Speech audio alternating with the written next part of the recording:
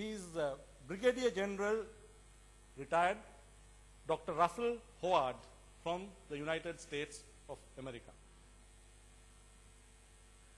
Brigadier General Russell Howard is President of Howard's Global Solutions and an adjunct professor at the Monterey Institute of International Studies. He is also a senior fellow at Joint Special Operations University and senior mentor for Development Alternatives Incorporated and senior advisor for the Singapore Home Team Academy and on the board of advisors for Laser Shot Incorporated.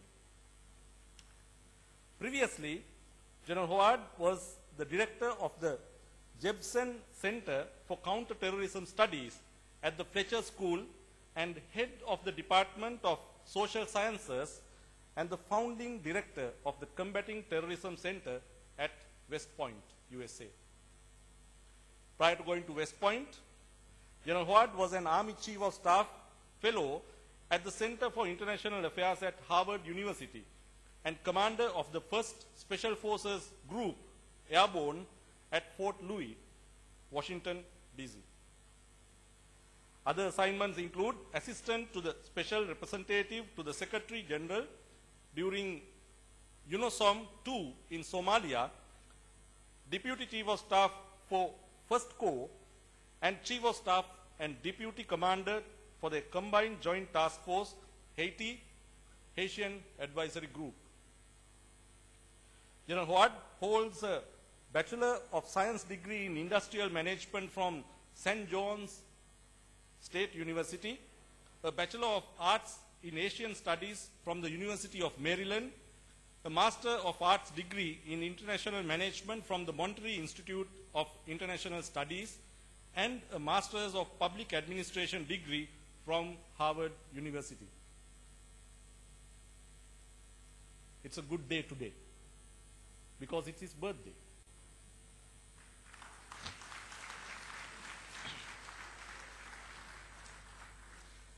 And ladies and gentlemen, he is ready to celebrate and you are in for a treat. But that treat is on civil-military cooperation. Ladies and gentlemen, please welcome Brigadier Russell D. Howard from the United States of America. Sir, happy birthday. It's good to be here. I hope you don't mind, but I don't like a podium. I like to work the crowd. I like to see who I'm talking to. 你听得懂我说的话？听得懂吗？好极了。中国话。The whole presentation in Chinese? It would be very difficult. 太难，太难。It's good to be here. I have some comments that I have to make before I begin my presentation. First of all, my comments are my own. I am a retired officer, a civilian. I do not speak for my government. I do not speak for the United States Army. Okay? It's good to be back in Sri Lanka. I was here 28 years ago. I was a major. I was taller. I was thinner. In fact, I was lean and mean. Now my wife says, you are just mean. I used to be a barrel-chested commando, sort of like this guy here, barrel-chested commando. Now my barrel has slipped in retirement. It's a pleasure to be here in time of peace. The last time I was here in 1984, it was during a time of difficulty. I'm going to talk about three things today. Next slide, please. Next slide.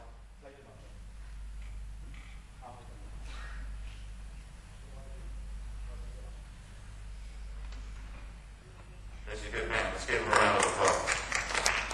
Thank you. Next slide. I have some thanks to give. In the introduction, it was mentioned that I'm a senior advisor to DAI, Development Alternatives Incorporated. They're the ones that have taught me about development.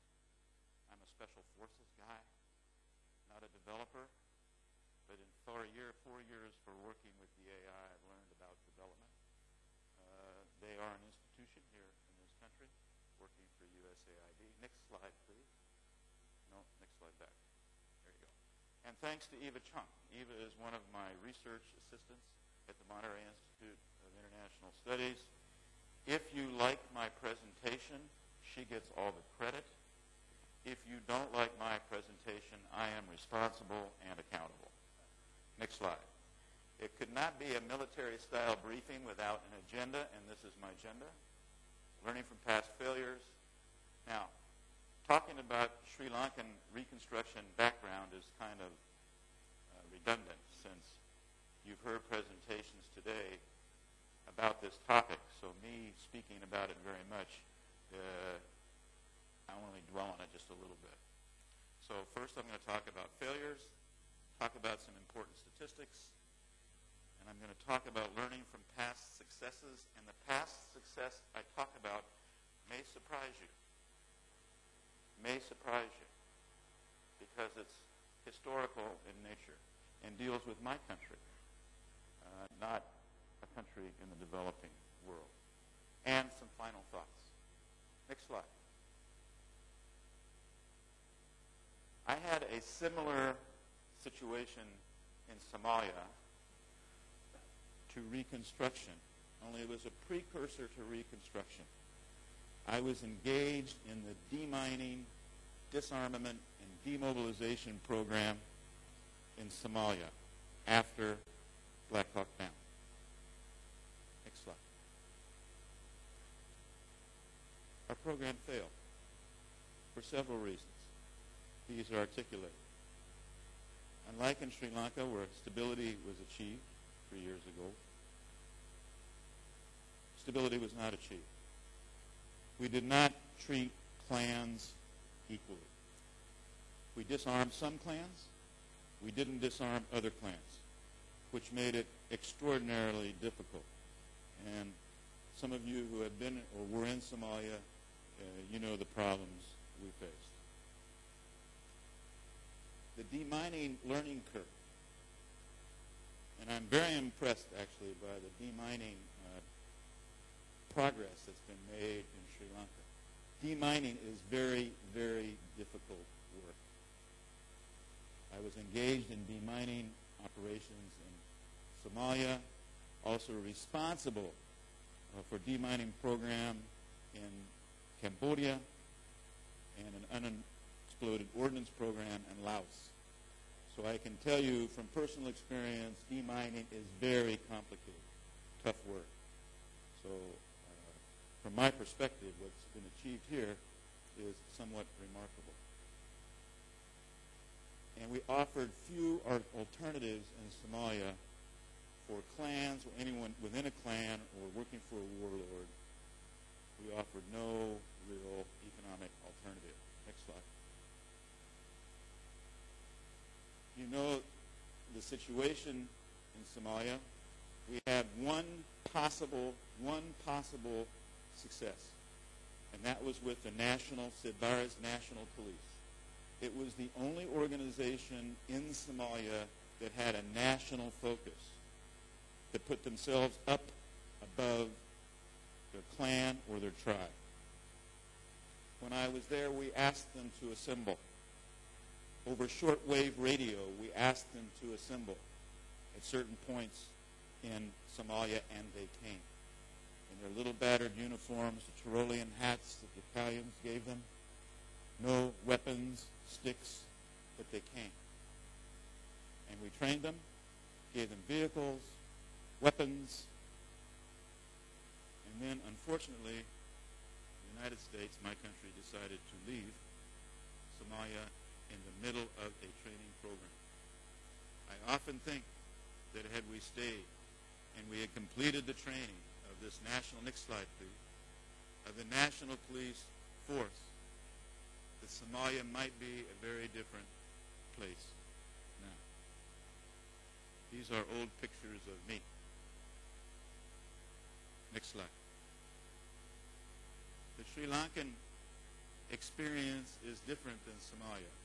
I only use Somalia as my personal experience, and that it was a failure.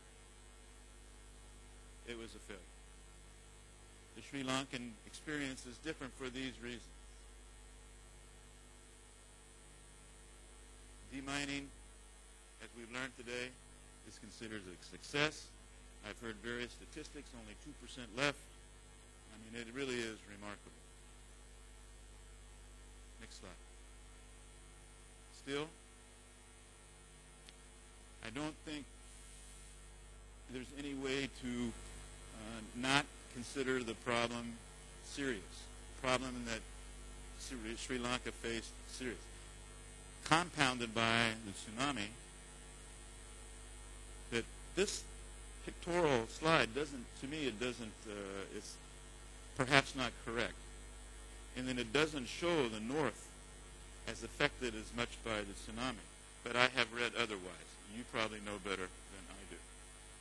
I've heard different statistics about the number of persons displaced, 430,000, 280,000, still a great number of people.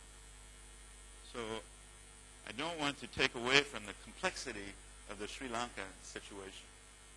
Next slide. There is some good news here, I think. Some good news. If the median income is GDP per capita of $5,600 a year, that's pretty good. Literacy rate, 90.7%. I'm not too sure in the U.S. it's more than 96%. So this has to be good. Has to be good. UNDP Human Development Index, 97th out of 187 countries. I do a lot of work in West Africa. They wish that those countries could have this situation. Next slide. 22% economic growth in the north. I think you've heard that figure twice today. 6.2% growth across Sri Lanka, 8% growth in 2010, 7.5% growth. You know what the growth is in the United States? This year, 1.2%. My president would love to have these figures. He would love to have these figures. Unemployment rate, 4.2%. The United States, it's 8.3%. My president would love to have that figure. So success. Diaspora funds, 23.6% increase in 2010. I'm a little confused by this figure. I take it that diaspora funds have changed a bit, and maybe they're more positive now than they were before. I'll ask you, sir, maybe to correct that or tell me what about that figure. Next slide. Holy cow. My alarm's going off.